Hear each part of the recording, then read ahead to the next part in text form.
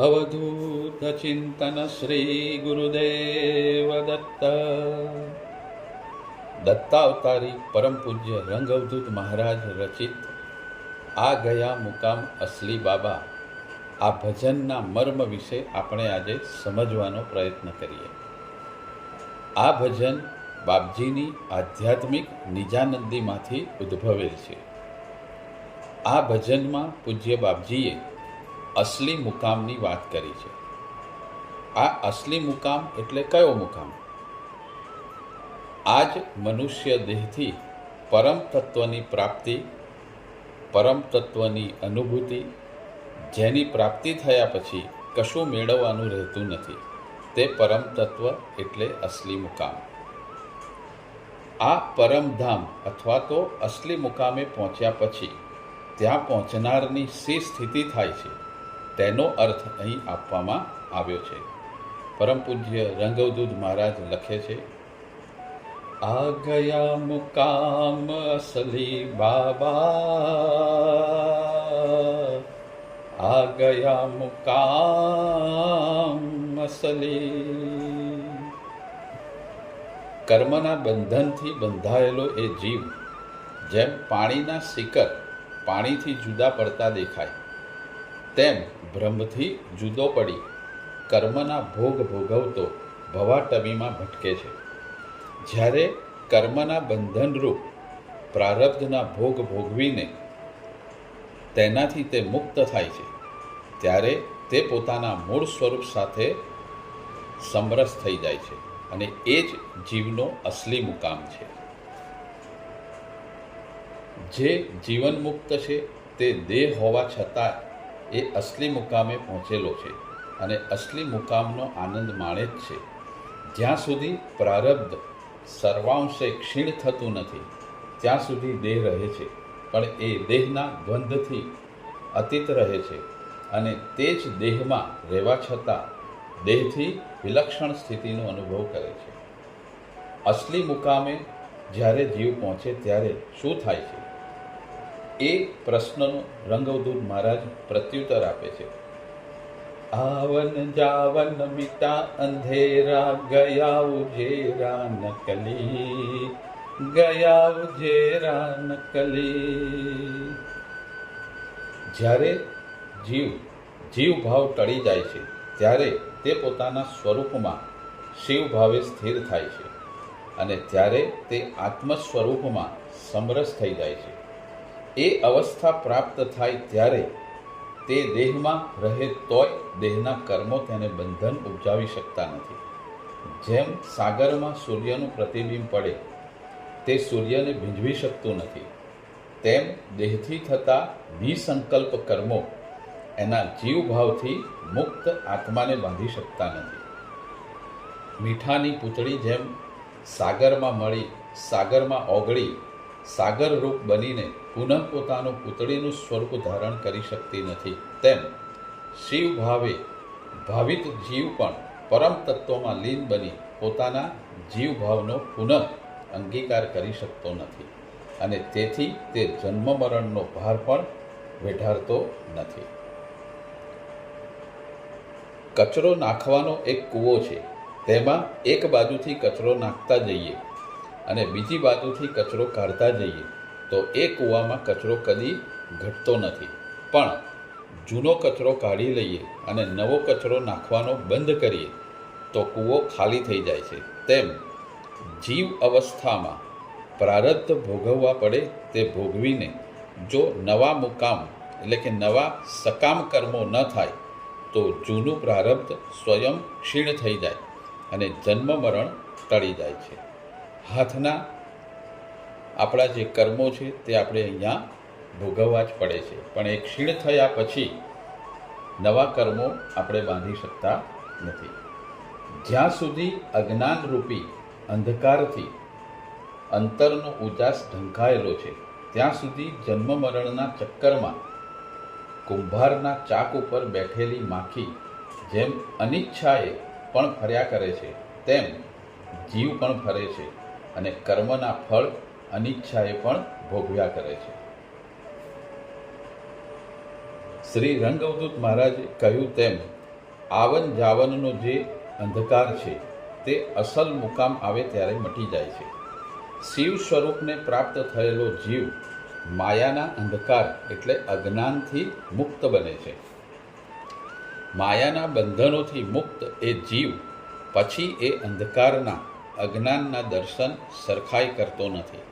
કારણ કે જેમ પાણીમાં પાણી ભળી જાય, પ્રકાશમાં પ્રકાશ ભળી જાય, તેમ પ્રકાશમય જીવ જ્યારે પ્રકાશમય આત્મા સાથે ઐક્ય સાથે સાધે ત્યારે જીવ શિવનો ભેદ રહેતો નથી અને એકબીજાથી અભિન્ન બની જાય છે. અને એટલે જ રંગઅવધૂત મહારાજે લખ્યું છે, આવન જાવન મીટા અંધેરા. અને પછી જ્યારે ખરા પ્રકાશનો જીવને અનુભવ થાય છે ત્યારે નકલી અજવાળું એટલે માયાનો જે નકલી ચળકાટ છે તેની ઓરામાં પણ જીવ અંજાતો નથી. એ નકલી અજવાળું શું? રંગઅવધૂત મહારાજ કહે છે, અજ્ઞાનને જ નકલી અજવાળું કહેવાય છે. એ પણ થોડા વિચારનો વિષય બને છે. હીરો અને કાચ બંને પાસે મૂક્યા. અંધકારમાં હીરો ચળક્યો પણ કાચ અંધકાર સાથે ભળી ગયો. કાચ પરપ્રકાશક છે, તેમ જગત પરપ્રકાશક છે. હીરો સ્વયં પ્રકાશક છે, તેમ પરમાત્મા સ્વપ્રકાશક છે. કાચનો પ્રકાશ પરાવલંબી છે અને તેથી નકલી છે. હીરાનો પ્રકાશ સ્વાવલંબી છે અને તેથી અસલી છે. અને તેથી જ રંગઅવધૂત મહારાજ લખે છે, ગયા ઉજેરા નકલી. સત્ય એટલે બ્રહ્મ અને તે આદિત્ય વર્ણ છે અને તમ એટલે ગાઢ અંધકાર. આમ રંગઅવધૂત મહારાજે લખ્યું, આવન જાવન મીટા અંધેરા, ગયા ઉજેરા નકલી. એ સ્થિતિ પ્રાપ્ત થયા પછી બાપજી આગળ લખે છે, કરમ ધર્મ કા મીટા ભરમ સબ. કર્મ અને ધર્મની મર્યાદા ક્યાં સુધી? દર્પણની મલિનતા દૂર કર્યા પછી એ મલિનતા દૂર કરવા માટે પાણી વગેરે જે સાધનોનો ઉપભોગ કર્યો હોય તે સાધનોની આવશ્યકતા રહે ખરી? મલિન દર્પણ સ્વચ્છ બન્યા પછી તેમાં મુખ જોવા માટે કોઈ પણ પુરુષાર્થની જરૂર ખરી? ચિત્તને કોરા કાગળ જેવું સ્વચ્છ કર્યા પછી તેને સ્વચ્છ કરવાની જરૂર ખરી? અગ્નિના બે તણખા પરસ્પર ભેગા થયા પછી તે છૂટા પડશે ખરા? જુદા જણાશે ખરા? આ બધા પ્રશ્નોનો એક જ જવાબ છે, ના. કર્મ ક્યાંથી કે ધર્મનો બાહ્યોપચાર કર્યાથી આત્મ સાક્ષાત્કાર થતો નથી. વિચાર વિના અન્ય કોઈ પણ સાધનથી જ્ઞાનનો ઉદય થતો નથી અને તેથી કર્મ કે ધર્મનો બાહ્ય આચાર માત્ર જ્ઞાન પ્રાપ્ત કરવામાં સહાય નથી, પણ એ સાધનો આત્મ સાક્ષાત્કારનો માર્ગ સાધક માટે સરળ બનાવી આપે છે. ને તેટલા જ હેતુ અર્થે કર્માચરણ કે ધર્માચરણ આવશ્યક છે. સામ્યક જ્ઞાન એટલે સાચું જ્ઞાન. સામ્યક જ્ઞાન કેવળ જ્ઞાન પ્રાપ્તિથી એટલે વેદ વેદાંત કે ઉપનિષદોના શબ્દ જ્ઞાનથી થતું નથી, પણ એ શબ્દ જ્ઞાન દ્વારા બુદ્ધિનો જો વિકાસ થાય છે તેને વિચાર દ્વારા અનુભવની સરાળ પર ચડાવી એ શબ્દ જ્ઞાનના ગર્ભ રહેલો મર્મ છે તે કરી શકાય. પછી ગુરુ અને ગુરુ કૃપા દ્વારા એ સામ્યક જ્ઞાનનો અનુભવ એટલે વિજ્ઞાન પ્રાપ્ત થાય ત્યારે જ આત્મ સાક્ષાત્કાર થાય એવો શાસ્ત્રોનો નિચોડ છે. અને તેથી જ્ઞાન પ્રાપ્તિ અર્થે વાંચન કરતાં વિચારને વધુ આવશ્યક લેખવામાં આવે છે. મળ, વિક્ષેપ અને આવરણ એ ચિત્તના ઉપર ચડેલા મેલના થર છે. એ થરને દૂર કરવાના ઉપાય તરીકે કર્મ, ઉપાસના અને જ્ઞાન એમ 3 સાધનોની શાસ્ત્રોએ વ્યવસ્થા કરી છે. અને તેથી કર્મ સાધકને કેટલે અંશે સહાયક બને છે તે તેમણે કર્મ, ઉપાસના અને જ્ઞાન આત્મ સાક્ષાત્કારમાં સહાયક બને કે કેમ, અને જો બનતા હોય તો તે કેટલી હદ સુધી તેનો વિચાર કરવો ઘટે. વાણી દ્વારા શ્રોતાઓને મુગ્ધ કરી દે એવા ધારાપ્રવાહ ભાષણો અને શાસ્ત્રોની વ્યાખ્યા કરવામાં કુશળતા પ્રાપ્ત કર્યાથી કે વિદ્વતા પ્રાપ્ત કરીને વિદ્વાન લેખાયાથી મુક્તિ મળતી નથી, પણ તે કેવળ ભુક્તિના સાધનરૂપ ગણે છે અને તેથી એ લક્ષણોવાળી વિદ્યા દ્વારા પ્રાપ્ત થતું જ્ઞાન આત્મસાક્ષાત્કારના માર્ગમાં સહાયક બનવાને બદલે અહંકારવર્ધક હોવાથી અવરોધક બને છે. વિદ્વતા શ્રમ સાધ્ય છે અને જ્ઞાન કૃપા સાધ્ય છે. કૃપા સાધ્ય જ્ઞાનને પ્રાપ્ત કરવા માટે અધિકારી બનવું પડે છે. એ અધિકાર ચિત્ત શુદ્ધિ થવાથી જ મળે છે. એ ચિત્ત શુદ્ધિ અર્થે જ કર્મ અને ઉપાસનાની જરૂર છે. પણ વિચારપૂર્વક આચાર થાય તો જ ચિત્ત શુદ્ધિમાં સહાયક બને અને તેથી કર્મ, ઉપાસના કે જ્ઞાનની પ્રણાલિકાઓમાં પણ તેના આચાર સાથે તેના પરિણામના વિચારની આવશ્યકતા રહે છે. જેમ સુવર્ણ ઉપર ચડેલા મેલના થરને દૂર કરવા માટે તેને અગ્નિમાં તપાવવો પડે છે, તેમ જન્મ જન્માંતરના ચિત્ત ઉપર કર્મજન્ય સંસ્કારોના જે થર ચડેલા છે તે થરને સ્વચ્છ કરીને ચિત્તને શુદ્ધ કરવા માટે શાસ્ત્રોએ કર્મનું વિધાન કરેલું છે. કર્મ કેવળ ચિત્ત શુદ્ધિ અર્થે થાય ત્યારે જ કર્મ કરવાથી ચિત્ત શુદ્ધિ થાય છે એમ કહી શકાય. જો કર્મમાં પણ કામના રહી જાય તો એ કર્મ ચિત્ત શુદ્ધ કરવામાં નિષ્ફળ નીવડે છે. એટલા માટે જ રંગવદૂત મહારાજ કહે છે કે મારું આચરણ એ જ મારો ઉપદેશ છે.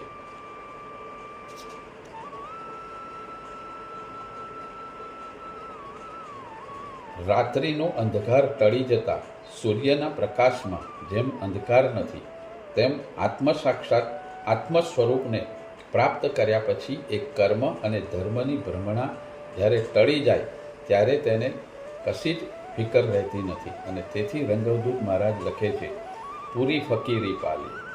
સાધક આત્મદર્શન કરીને ફકીર બની જાય છે. ફકીર એટલે ફિકરની કાફી કરે તે ફકીર, અને ફિકર કર્યા સુધી, જ્યાં સુધી દ્વૈત છે ત્યાં સુધી, ત્યાર પછી કોઈ પણ ફિકર રહેતી નથી. એવા ફકીર બનવાની વાત તો બાજુએ રહી, પણ પૂર્વનો પુણ્ય સંચય હોય તો જ એવા ફકીરના દર્શન પણ કરવાના મળે, જેને પૂરી લંગોટી નથી છતાં કશાની પરવાહ નથી, જેને ઓઢવાને પૂરી ચાદર નથી છતાંય ચાદરની ચિંતા નથી, જેને રહેવાને ભાંગી તૂટી ઝૂંપડીએ નથી છતાંય જેને એ ઝૂંપડીનો વિચાર સરખોય આવતો નથી, જેને સૂવાને ભાંગી તૂટી ખાટ પણ નથી છતાંય જેને એની સ્પૃહા નથી, જેને ખાવાને ચપટી ચોખા સરખા પણ નથી છતાંય જેને પેટ ભરવાનો ઉદ્વેગ નથી, અરે જેને કફન માટે કોડી સરખી પણ નથી છતાંય જેને કફનની કાળજી નથી, જેને નથી વૈભવ કે નથી વિલાસ છતાંય એ વૈભવ વિલાસીની જેને ઈચ્છા નથી, તે ફકીર. અને આપણા રંગવદૂત મહારાજ એ જ કક્ષાના ફકીર હતા.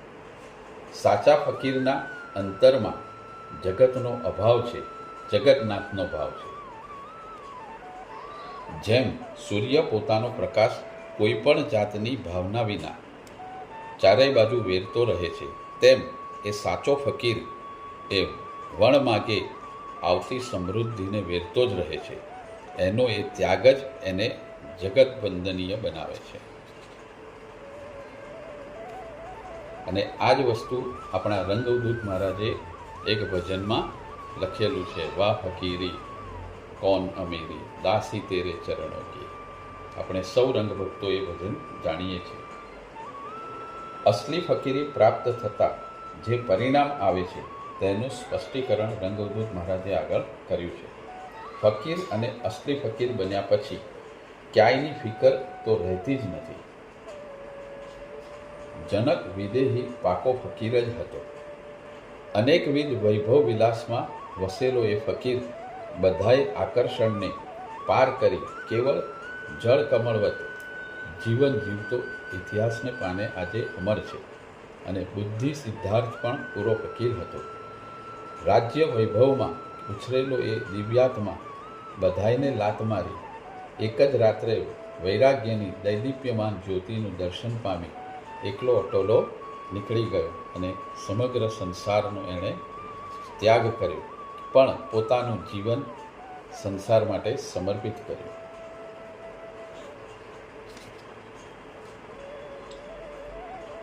આગળ ઉપર રંગદૂત મહારાજ લખે છે, ફિકર કિધર કી રહીને આખર આત્મ જ્યોત દિખાઈ. આ સ્થિતિ પ્રાપ્ત થાય છે પછી એને બધે આત્મતેજના દર્શન થાય છે. એટલે એને પ્રાપ્તિ અપ્રાપ્તિમાં ફિકર જેવું કાંઈ રહેતું નથી અને ચિત્ત તદ્દન નિશ્ચિંત ચિત્ત સ્વરૂપ થઈ જાય છે. આત્મદર્શન અપરોક્ષ અનુભવ જ્યારે થાય છે ત્યારે કેવી અવસ્થા થાય છે એ તો કેવળ અનુભવે જ કરી શકાય. એ સત્ય શ્રી રંગવદૂત મહારાજે દ્રષ્ટાંત દ્વારા આપણને સમજાવવાનો પ્રયાસ કર્યો છે.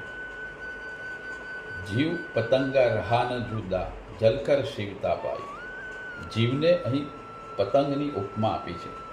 પતંગિયું અનેક પુષ્પો પર ભટકતું ઉડે છે. જેમ જીવ પણ અનેક વિષયો પ્રાપ્ત કરવા માટે અહીં ત્યાં ફાંફા મારે છે. જ્યાં સુધી પતંગિયું દીપકનો પ્રકાશ જોતું નથી ત્યાં સુધી તે પોતાનું પુષ્પે પુષ્પે ભમવાનું ભૂલતું નથી. જેમ જીવ પણ જ્યાં સુધી પરમ તત્વના દર્શન કરતું નથી ત્યાં સુધી પોતાનો જીવભાવ વિસારી શકતો નથી, વિષયોના સુખથી વિમુખ બની શકતો નથી. પતંગિયું ફરતું ફરતું દીપકના પ્રકાશનો આસ્વાદ લેવા માટે દીપકની ફરતે ફરે છે, તેમ જીવને પણ જ્યારે પરોક્ષ જ્ઞાન થાય છે ત્યારે તેની વિષયો તરફની અભિરુચિ ક્રમશઃ ઓછી થતી જાય છે અને તેટલે અંશે તે આત્મદર્શન માટે આતુર થાય છે અને વિષયો પ્રત્યે વિરાગયુક્ત ત્યાગની ભાવના કેળવે છે અને અંતે તે શિવતાને પામે છે. આગળ ઉપર રંગવદૂત મહારાજ લખે છે, ब्रह्मनगर में किया निवासा चरखे 8 चलाई, चरखे 8 चलाई. कोहम सोहम ताना बाना निर्गुण साल बुनाई. आ गया मुकाम असली. બ્રહ્મનગરમાં એટલે કયું બ્રહ્મનગર? જેમ સંસારમાં અનેક નગરો છે તેમ એવું કોઈ નગર છે ખરું? ના, એ બ્રહ્મનગર શોધવા બહાર જવાની જરૂર નથી. એ બ્રહ્મનગર કાશી, મથુરા કે બદ્રીનારાયણ કે બીજે કશે નથી. એ બ્રહ્મનગર તો આ પંચભૂત શરીરમાં જ રહેલું છે.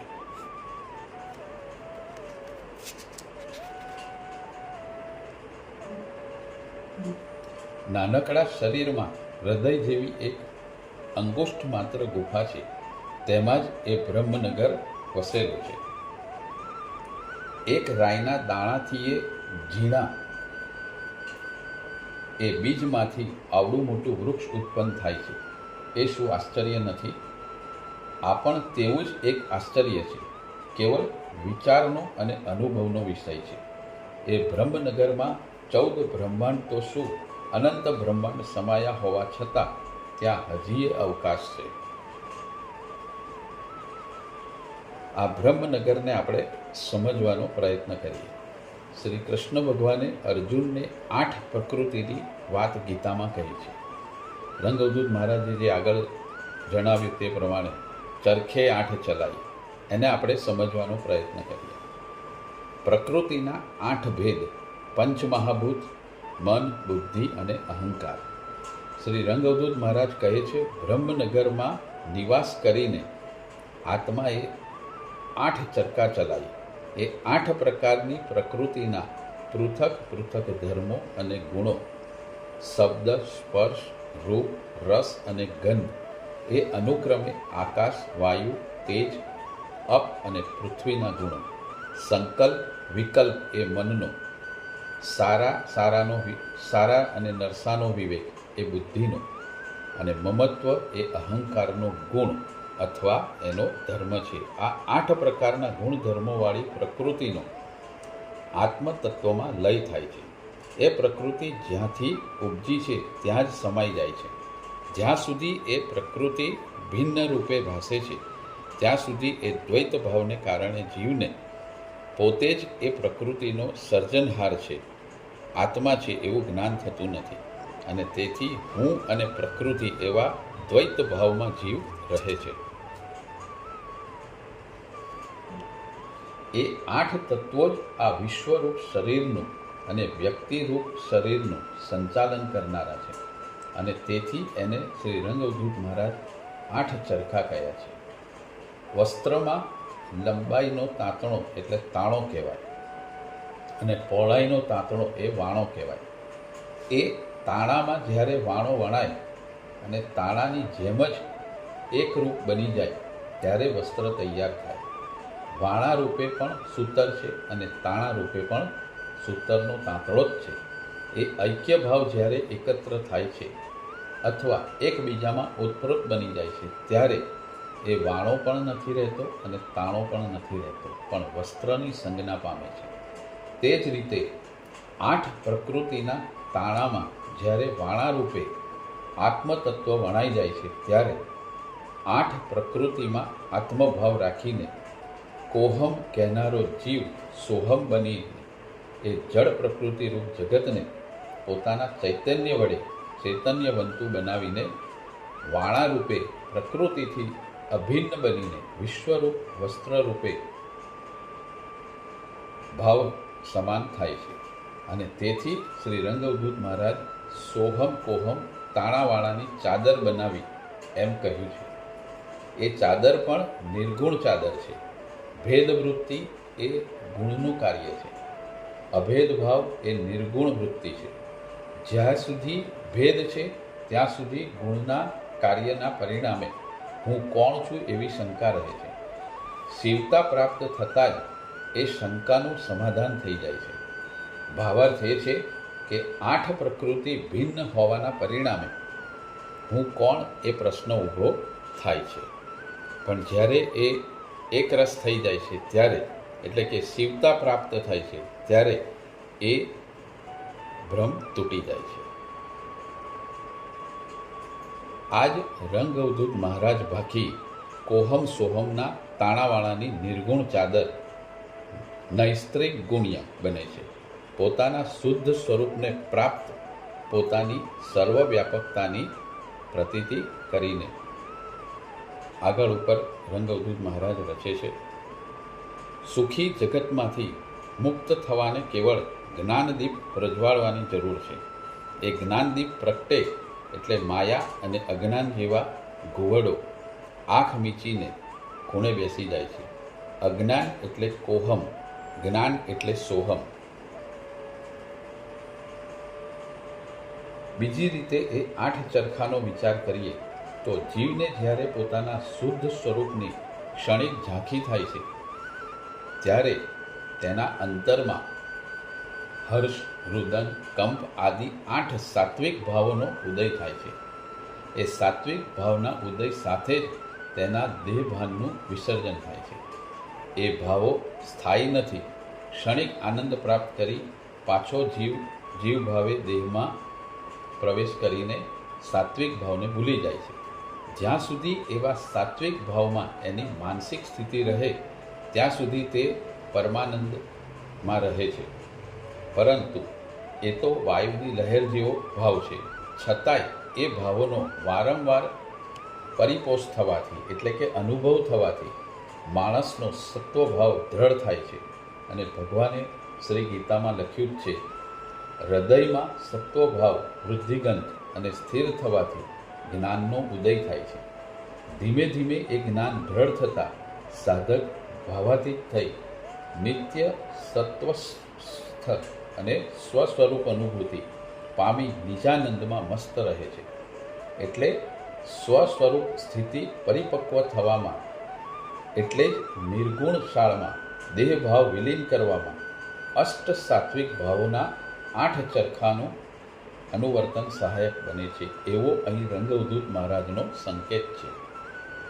હજી પણ આગળ વિચારીએ તો યોગને માર્ગે જતા સાધકો માટે આત્મદર્શનની અભિલાષા સેવતા સાધકોને યમ નિયમ આદિ 8 સાધનો સાધ્ય કરીને સમાધિ પ્રાપ્ત કરીને ચિત્ત બ્રહ્મ તત્વમાં સમાહિત કરવું પડે છે. જ્યારે ચિત્ત સમાહિત થાય છે એટલે ચિત્તની શુદ્ધિ થાય છે, ત્યારે તે કેવળ બ્રહ્મ તત્વમાં જ એકાત્મતા સાધ્ય કરે છે. એ સમાહિત અવસ્થા પ્રાપ્ત કર્યા પછી તે પુનઃ અસમાહિત થતો નથી. જ્યારે અને તે પોતે નિર્ગુણ બની જાય છે, ત્યારે તેને કશો જ અવરોધ આવતો નથી અને બ્રહ્મવિદ બનીને બ્રહ્મ સ્વરૂપ થઈ જાય છે. અહીં રંગવધૂત મહારાજે જે 8 ચરખા ચલાવીને નિર્ગુણ ચાદર વણવાનો વાતનો ઉલ્લેખ કર્યો છે, તે કદાચ એ પણ હોઈ શકે. એ નિર્ગુણ ચાદર બનાવી તેનું પરિણામ શું આવ્યું? રંગવધૂત મહારાજ આગળ લખે છે, જીના મરના સુખ દુઃખ ભોના ગરમી શરદી ભગાઈ, ગરમી શરદી ભગાઈ. અમૂર્ત અને અક્ષર આત્મતત્વમાં એક રસ બનેલો એ જીવ હવે જીવ રહ્યો નથી અને જીવ ભાવના અભાવે એને જન્મ કે મરણ પણ અવશેષ રહેતું નથી. જન્મ અને મરણની ઉપાધિ તો શરીરને લાગેલી છે. શરીરના અભિમાની એ જીવને જ્યારે શરીરનું અભિમાન રહેતું નથી ત્યારે તે શરીરી હોવા છતાં પણ તેને એ શરીરનું અભિમાન અથવા તો એનું તાદાત્મ્ય રહેતું નથી. પરમ તત્વમાં સમરસ થયેલો એ જીવ હવે જીવની સંજ્ઞાથી મુક્ત બનીને બ્રહ્મ બની જાય છે. જેમ પરમ તત્વ સર્વવ્યાપક છે, તેમ પરમ તત્વમાં એકરૂપ થયેલો જીવ પણ વ્યષ્ટિ ભાવનો ત્યાગ કરી સમષ્ટિ રૂપ બની સર્વવ્યાપક બની જાય છે. પ્રારબ્ધ ભોગ સંપૂર્ણપણે વિલીન બનેલો હોવાથી તેને પ્રારબ્ધ ભોગવવા માટે ફરી કોઈ પણ શરીરમાં પ્રવેશ કરવો પડતો નથી. જેને જન્મ નથી તેને મરણનો સંભવ નથી અને તેથી અહીં રંગવધૂત મહારાજ લખે છે, જીના મરના સુખ દુઃખ ભોના ગરમી શરદી ભગાઈ. એમ કહીને જન્મ મરણનો અંત આવ્યાની વાતનો ઉલ્લેખ કર્યો છે. જન્મ અને મરણ રહે, પ્રારબ્ધના અભાવે જન્મ મરણ રહેતા નથી. આગળ રંગવધૂત મહારાજ લખે છે, સુખ દુઃખ ભોના ગરમી શરદી ભગાઈ. એ સુખ દુઃખ તો કેવળ અનુકૂળ અને પ્રતિકૂળ પરિસ્થિતિના માનસિક પરિણામો જ છે. વસ્તુતઃ સુખ પણ નથી અને દુઃખ પણ નથી. ગુણધર્મને કારણે અને શારીરિક મમત્વના કારણે એ સુખ અને દુઃખની લાગણી અનુભવાય છે. જેને ગુણના વિકારો અવશેષ રહ્યા નથી તેને એ સુખ દુઃખના વિકારો પણ રહેતા નથી. અને વિકારો તો મનના માન્યા છે ને, મન ન હોય તો એ વિકારો પણ નથી. શરીરને એક વ્રણ થાય છે અને તે વ્રણની વ્યથા પણ થાય છે.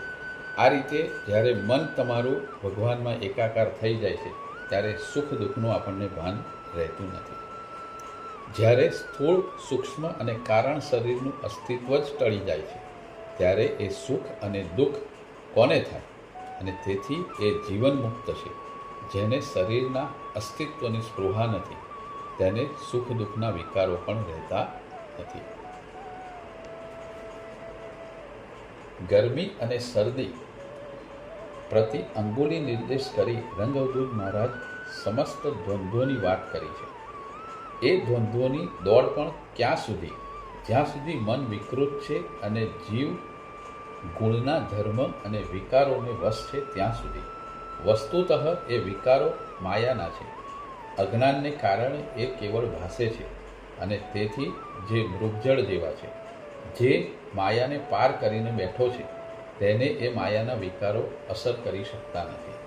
જીવન મુક્તને માયા અને ગુણ સાથે લેપન નથી, એટલે કોઈ પણ દ્વંદ્વ તેથી નિર્દ્વંદ અખંડ અવસ્થાનો ભંગ કરી શકતું નથી અને અંતરાય રૂપ પણ બનતું નથી. એવો જીવનમુક્ત ઉનાળાના પ્રખર તાપમાં જેટલી શાંતિનો અનુભવ કરે છે તેટલી જ શાંતિનો અનુભવ શિયાળાની કડકડતી ટાઢમાં પણ કરે છે.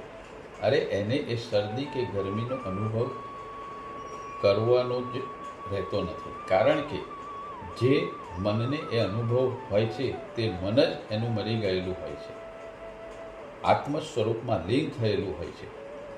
એને દેહ હોવા છતાં એ વિદેહી છે અને તેથી જ ગરમી શરદી વગેરે દેહ પર થતા વિકારો એ દેહ ભાવથી પણ આત્મસ્થિત યોગીને કંપાવી શકતા નથી. આત્મ સ્વરૂપમાં નથી ગરમી કે નથી શરદી કે નથી કોઈ અન્ય દ્વંદ્વાનુભૂતિ, અને તેથી એ શારીરિક અવસ્થા ભેદ એના આત્મ સ્વરૂપને ભેદી શકતો નથી. અને તેથી એના જીવન મુક્તિની વાસ્તવિક અવસ્થાનો ખ્યાલ આપતા રંગવદૂત મહારાજ લખે છે, પાર પરાકે બેઠે રખતો, શરીર રહેવા છતાં ગયા જેવું રહ્યું, ગુણના વિકાર ગયા, દ્વંદ્વોની માનસિક અસર ગઈ, સ્થૂળ સૂક્ષ્મ અને કારણ દેહની ઉપાધિ ટળી, જીવનો જીવભાવ ઉડી ગયો અને બ્રહ્મનગરમાં વાસ કરીને નિર્ગુણ ચાદર ઓઢી, બ્રહ્મ તાદત્મ સાધી બ્રહ્માનંદ મસ્ત બન્યા. પછી શું રહ્યું? અને તેથી જ અબ તો શબ્દ પ્રયોગ કરીને કશું જ અવશેષ રહ્યું નથી એવો રંગવદૂત મહારાજનો અહીંયા સંકેત છે.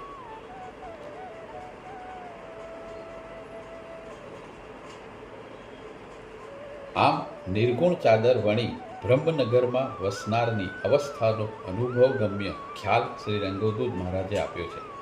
એ માત્ર ખ્યાલ જ છે.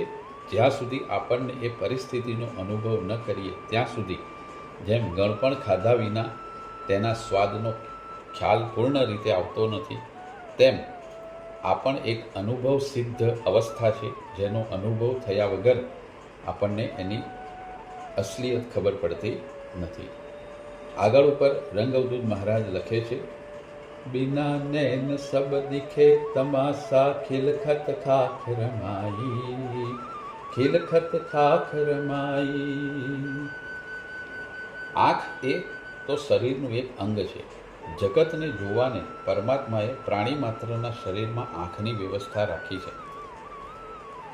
એ આંખ વડે જ આપણે આપણી જાતને અને જગતને જોઈ શકીએ છીએ. જ્યાં જ્યાં આકાર છે ત્યાં ત્યાં આંખ સંભવે છે. જ્યાં આકાર નથી ત્યાં આંખો નથી. અને પરમ તત્વ એ નિરાકાર છે, અમૂર્ત છે, અશરીર છે, એટલે તેને આંખો ન હોય એ સંભવિત છે. અને તેથી બિના નહીં એ રંગવદૂત મહારાજનું સંકેત આપણને ખ્યાલ આવે છે. ભગવાન શ્રી કૃષ્ણ ભગવાને જણાવ્યું છે કે પરમ તત્વની સત્તા વડે સર્જનને જોઈ શકાય છે. જ્યારે મનુષ્યનો જીવભાવ ટળી જાય છે અને તે પરમ તત્વમાં સમાહિત થઈ જાય છે, ત્યારે તે પરમ તત્વથી ભિન્ન રહેતો નથી. પરમ તત્વ સાથેની સામ્ય અવસ્થાને કારણે માનવોચિત થતી તમામ ક્રિયાઓ તે અંગના તાદાત્મ્ય વિના જ તેનાથી થાય છે. જગતને તમાશો કહેવાનું પણ પ્રયોજન છે. જેમાં રંગવદૂત મહારાજે લખ્યું છે, બિના નયન સબ દિખે તમાશા. જગતનો તમાશો, જગત એ ખરેખર તમાશો જ છે. જેમ જાદુગર પોતાનો તમાશો કરીને સંકેલી લે છે, તેમ પોતાના સ્પંદનના પ્રભાવે માયા ઉપાધિને કારણે આ જગતરૂપ જે તમાશો તેણે રચ્યો છે, તે માયાનો પસારો કર્યો છે, તે બધો જ તે જ પોતાની શક્તિ વડે પ્રલય કાળે સંકેલી લે છે. જેમ કરોળિયો પોતાના શરીરમાંથી તંતુ કાઢીને તેનું પોતાની ફરતે જાળું રચે છે ને પાછો પોતે જ જાળાને સંકેલી પોતાનામાં સમાવી દે છે, તેમ પરમ તત્વ પણ એક અનેક થવાના પોતાના સંકલ્પરૂપ સ્પંદન દ્વારા માયાને સર્જીને માયા દ્વારા જગતને રચે છે અને જગતને પોતાનામાં સમાવી દે છે. એ પરમાત્મા જેવો જાદુગર બીજો કોઈ નથી. એના તમાશા જેવો બીજો તમાશો પણ નથી. પરમ તત્વને જ શાસ્ત્રોએ જગતનું ઉપાદન અને નિમિત્ત કારણ બનાવ્યું છે. અને તેથી જ આ જગતરૂપી તમાશાનો કરતા પણ તે જ છે, હરતા પણ તે જ છે અને સામગ્રી પણ તે જ છે.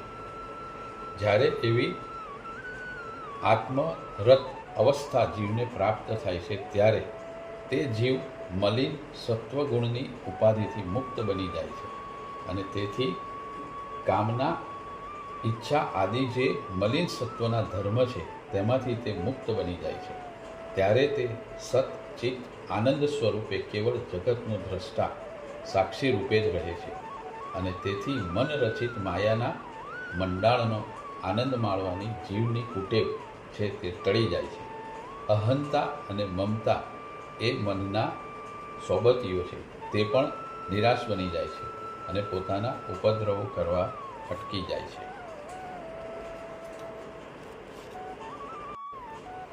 આગળ ઉપર રંગદૂત મહારાજ લખે છે, ખિલખત ખાખ રમાઈ. સમસ્ત જળ ચેતન સર્જનનો સમાવેશ ખિલકતમાં થાય છે. એ ખિલકત એટલે માયાના સર્વકરણ. જ્યારે જીવ માયાપતિના અંકમાં આનંદમગ્ન બની જાય છે ત્યારે તેને માયા સ્પર્શ કરી શકતી નથી અને તેથી માયાના બધા ઉપદ્રવોનો પણ અસ્ત થાય છે. જે ચાહે છે તેને ચાહના થાય છે, પણ જે ચાહતો જ નથી તેની ચાહના ગુલામ બને છે. માયાના વિકારોથી મુક્ત જીવ નિર્હી બની જાય છે, એટલે માયાનું સમસ્ત મંડાણ એને ભસ્મીભૂત લાગે છે અને તેથી માયા જે એક વખત સર્વસત્તાધીશ હતી, જેણે જીવને જીવભાવના ચક્રમાં સપડાવ્યો હતો, તે માયા પોતાના પાસને ઢીલો કરીને જીવને મુક્ત બનાવી પોતે લાચાર અવસ્થા અનુભવે છે. જે માયાએ પરમ તત્વને પોતાના ઓથામાં છુપાવી રાખ્યું હતું, તે માયા હવે પોતાનો પડછાયો પણ પરમ તત્વ ઉપર પાડી શકતી નથી. બિંબ પ્રતિબિંબથી ઢંકાયેલું નથી તેમ માયા પરમાત્માને ઢાંકી શકતી નથી અને તેથી પાળેલી કૂતરી જેમ બટકું રોટલો જોઈને પૂંછડી હલાવે છે, તેમ એ પરમ તત્વના પ્રભાવથી પ્રભાવિત બનેલા જીવને જોઈને તેને આધીન બની જાય છે, એટલે પોતાનો પ્રભાવ પાડી શકતી નથી. માયા પણ પરમ તત્વ સિદ્ધ સંતની સમક્ષ નાસ્તી ફરે છે અને પોતાનું બળ બતાવી શકતી નથી અને એ નિસત્વ માયા તરફ આત્મરત નજર પણ નાખતો નથી. આજ સુધી જીવભાવ જાગૃત હોવાથી માયા જેને નચાવતી હતી તે જ માયા જીવનો જીવભાવ ગળી જતા અને શિવભાવ સતેજ થતાં તેને નચાવે છે. પૂંછડી હલાવતા કૂતરાની માફક તેને વશ વર્તે છે અને આમ દ્વૈત ભાવ નિશેષ થતાં એ આત્મ સ્વરૂપને પ્રાપ્ત થયેલ જીવનમુક્ત પોતામાં સમાઈ જઈ સમરસ થઈ સ્વાનંદમાં મસ્ત રહે છે અને તેથી જ રંગઅવધૂત મહારાજે લખ્યું, આપ અમે આપ સમાઈ. અર્થ એ છે કે જ્યારે સર્વાવસ્થાતીત સાધકને આત્મદર્શન થાય છે ત્યારે તે આત્માથી અભિન્ન બની જાય છે. ભિન્નત્વનું જ્ઞાન ટળી જતાં તે આત્મા વિશ્વાત્મા જ ઓતપ્રોત બનીને વિશ્વાત્મા જ બની જાય છે. ત્યારે તેને સર્વત્ર પોતાના સિવાય ઇતરના ભિન્ન અસ્તિત્વનું જ્ઞાન રહેતું નથી અને તેથી તે પોતે જ બધામાં અને બધાને પોતાનામાં જોઈને એ આત્મક્રીડ, આત્મતૃપ્ત, આત્મરત યોગી અખંડાનંદ અવસ્થામાં ડોલે છે. ભગવાન શ્રી કૃષ્ણએ કહ્યું છે, મને સર્વમાં અને સર્વને મારામાં માનીને મારામય જગતને જોનારો મહાત્મા મળવો દુર્લભ છે. આ જ રંગઅવધૂત મહારાજ ભાખ્યું અસલી મુકામ છે. આગળ ઉપર રંગઅવધૂત મહારાજ કહે છે, नाच रंग होता है हरदम बाजे कईक बजाई, बाजे कईक बजाई. લૌકિક દ્રષ્ટિએ લૌકિક આનંદના અવસરે આનંદ આપનારા નાચરંગ, ગાન, તાન આદિ થતાં આપણે અનુભવીએ છીએ. આ નાચરંગ તેઓ લૌકિક નાચરંગ નથી, તેઓ ક્ષણિક નથી. આ નાચરંગ અલૌકિક છે, શાશ્વત છે. લૌકિક નાચરંગ જોનારાને જ્યારે એ નાચરંગ વિષયાકાર ક્ષણિક આનંદ આપે છે ત્યારે આ અલૌકિક નાચરંગ એ અલૌકિક હોવાથી તેમાં વિષયોનો વિકાર નથી અને તેનો આનંદ પણ અખંડ અને અલૌકિક હોય છે. અવધૂત ભાખ્યા આ નાચરંગમાં લૌકિક નર્તિકા નથી, લૌકિક નૃત્ય નથી અને લૌકિક વાજાઓ પણ વાગતા નથી. આ તો છે અલૌકિક નૃત્ય અને તેનું પટાંગણ છે અંતર. એ વાદ્યોનો નાદ પણ અંતરમાંથી જ ઉદ્ભવે છે. શ્રી રંગ અવધૂત મહારાજ એ સમર્થ યોગી છે એમ કહેવામાં જરાય અતિશયોક્તિ નથી. અને આવા અલૌકિક નૃત્ય એમણે અનુભવ્યા છે અને અલૌકિક વાદ્યના નાદ એણે શ્રવણ કર્યા છે અને તેથી જ આ કક્ષાનું ભજન એ પોતે રચી શકે છે. અને અનુભવ વિના આવી ઝીણી વાતો કહેવી પણ અશક્ય છે. અને તેથી એને નથી કશાથી ક્ષોભ કે મોહ, નથી શોક કે ચિંતા, છે તે માત્ર એક અખંડ શાંતિ જ છે. અને એ અનંત શાંતિનું વર્ણન કરી શકાય એમ નથી. વ્રજમાં વ્રજ વનિતાને રાસની અભિલાષા થઈ. એ મહારાસની અભિલાષા તૃપ્ત કરવાને નંદનંદન શ્રી કૃષ્ણ ભગવાને પૂર્ણિમાની ચાંદની રાતે રાસ રચ્યો. એ રાસ ચાલ્યો 6 માસ, ન તો રાત કે ન તો દિવસ. એક ધારો એ રાસનો આનંદ માણતા માણતા ગોપીઓ દેહભાન ભૂલી ગુણમય દેહ વિસાર્યો અને કેવળ અખંડ આનંદમાં જ 6 માસ ક્યાં વીત્યા એ ગોપીઓને સમજાયું પણ નહીં. ક્યાંથી સમજાય? કાળનું ભાન હોય, દેહનું ભાન હોય તો એ ઉપાધિ આડે આવે, પણ અખંડ બ્રહ્માનંદમાં નથી દેશ, નથી કાળ કે નથી વસ્તુનું અસ્તિત્વ અને તેથી જ એ અમર્યાદ આનંદની અવસ્થા છે અને એ અખંડ છે. અંતે એ ગોપીઓને આત્મ સ્વરૂપની સમાધિ લીધી. અને આગળ રંગઅવધૂત મહારાજ એના જ અનુસંધાનમાં લખે છે, નાચત નાચત થકી ગોપિયા જોગ નિંદ છવાઈ, જોગ નિંદ છવાઈ. અહીં ગોપિકા એટલે ઇન્દ્રિયો અને મનની વૃત્તિઓ, શરીરની જ્ઞાનેન્દ્રિયો અને કર્મેન્દ્રિયો બધી જ બહિર્મુખ હોવાથી તેણે વિષયોનું બ્રહ્મ જ્ઞાન થાય છે અને અજ્ઞાન કાળમાં એ બાહ્ય આનંદમાં રમે છે. યોગ સાધના કરતાં કરતાં જ્યારે એ ઇન્દ્રિયો પોતાના વિષયો તરફથી સંકેલી લઈને પરમ તત્વમાં કેન્દ્રિત કરવામાં આવે છે ત્યારે સાધક પોતાની વિષયાભિરુચિનો ત્યાગ કરીને તત્વની અભિરુચિ કરતો થાય છે. જ્યારે પરમ તત્વ પ્રત્યે અભિરુચિ સ્થિર થાય છે ત્યારે તે અંતર્મુખ બને છે. એમના નાયક મન અને એની જ વૃત્તિઓ પણ થંભી જાય છે. આમ વૃત્તિઓ નિશ્ચલ બને છે એટલે એ પરમ તત્વમાં તેનો નિરોધ થાય છે. એટલે એમના અધિષ્ઠાન રૂપ એ પરમ તત્વમાં શ્રી કૃષ્ણમાં જ એમનો નિરોધ થઈ જાય છે.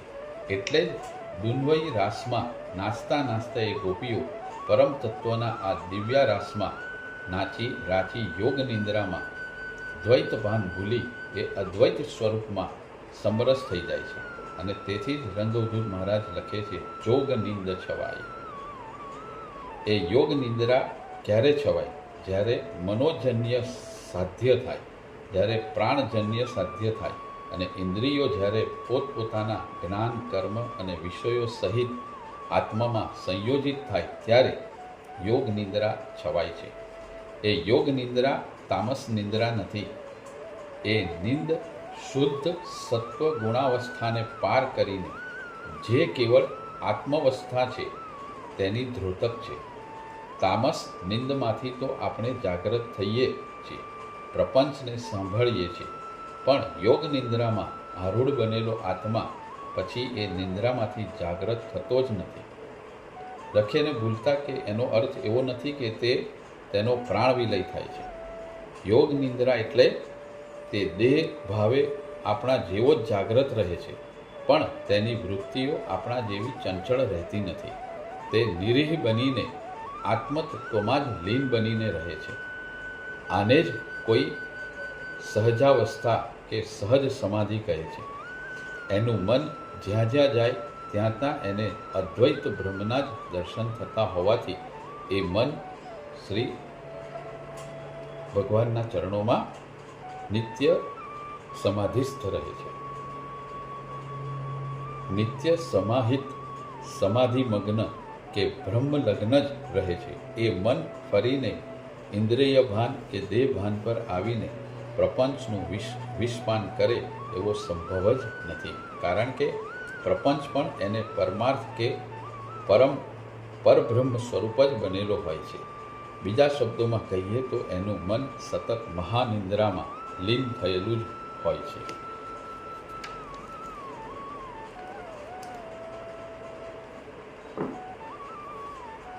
સૂર્યમાં રાત અને દિવસનો ભાસ પણ થતો નથી, તર્ક પણ થતો નથી. સૂર્યમાં કોઈ દિવસની કે રાત્રિની કલ્પના કરી શકતું નથી. સૂર્યમાં કેવળ પ્રકાશ જ છે. તેમાં અંધકારની કલ્પના કરવી એ કેવળ મૂઢતા છે. પરમ તત્વ કેવળ પ્રકાશ જ છે. તેમાં અજ્ઞાનના અંધકારની કલ્પના કરવી પણ વ્યર્થ છે. જ્યારે યોગ નિદ્રા પ્રાપ્ત થાય છે, જ્યારે આત્મા પરમાત્માનો એકાકાર થઈ જાય છે, ત્યારે કેવળ આત્મા જ અવશેષ રહે છે.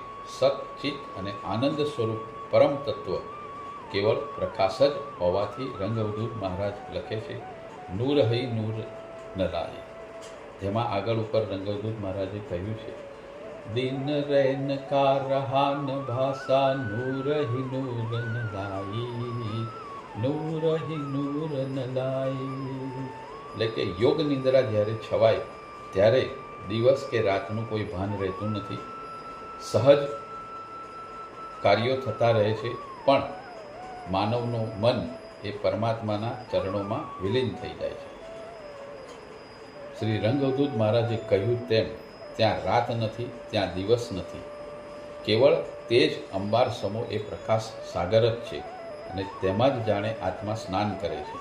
અને એ પ્રકાશમાં સ્નાન કરતો સિદ્ધ બ્રહ્મ પછી અંધકારનો અનુભવ પણ કરતો નથી. એને તો લૌકિક અંધકારમાં પણ પરમાત્માનો પોતાનો જ પ્રકાશ જણાય છે. પણ એ જોનાર તો લાખ કરોડે કોક જ વિરલો હોય. પ્રભુનો લાડલો કોક પૂર્વના પુણ્યના પ્રભાવે દર્શન કરવાને મળે. એ અવસ્થાનું વર્ણન શક્ય નથી. જે રંગઅવધૂત મહારાજે પોતાની અવસ્થા પ્રાપ્ત કરી હતી એનું અહીંયા સહજ વર્ણન ભગવાને કર્યું છે. અને તેથી જ સાચું વર્ણન કેવળ મૌન છે એમ કહીને રંગઅવધૂત મહારાજે આ ભજનની રચના કરી છે. અવધૂત ચિંતન શ્રી ગુરુદેવ દત્ત શ્રીપાદરાજમ શરણમ પ્રબધ્યે. આ ભજનની લિંક ડિસ્ક્રિપ્શનમાં આપેલી છે.